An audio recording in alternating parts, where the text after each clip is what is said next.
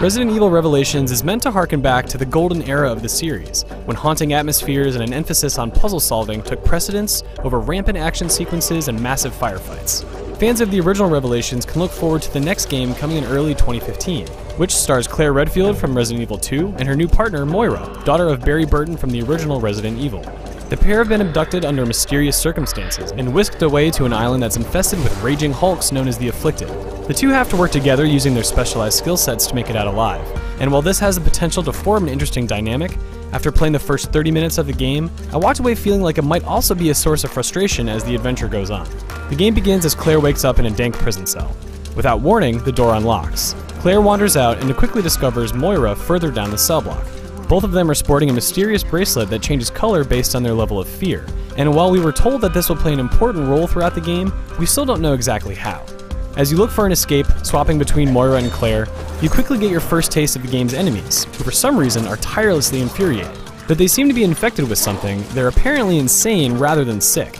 They'll attack and bite, but they don't carry a virus. Crazy or no, the Afflicted are smart and will follow you upstairs and ladders, making it difficult to flee and avoid conflict. While you can hack away at incoming Afflicted with your knife, you have to turn your handgun or shotgun to clear a path when the going gets tough. For some unspoken reason, Moira refuses to use a gun, which is probably the most idiotic trait for a character caught in a life or death scenario to have. It's hard to believe that Moira would choose not to bear arms given their predicament. This has an impact on the partner system during gameplay. While Claire is capable of defending herself, Moira is almost useless on her own, forcing you to babysit her. If you spy an exit as Claire and try to make a run for it, often you need to go back and save Moira. You can always swap to Moira and blind your attackers in an attempt to free yourself, but if Claire's overwhelmed by Afflicted and dies, it's game over. Unfortunately, Moira introduces even more issues. In an effort to make her sound like an angsty teenager, Capcom's written her character as brash and outspoken, but her dialogue lacks any degree of subtlety. There's one line in particular that stands out, when Moira exclaims, "What in the cock did I just see?" What in the cock did I just see? And to make matters worse, Capcom went out of its way to emphasize that one word in particular, capitalizing every letter to make sure you don't interpret Moira as anything but immature and abrasive.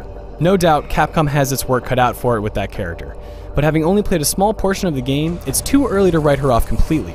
Revelations 2 could be a promising addition to the Resident Evil series, but that will only be true if the partner system works as intended.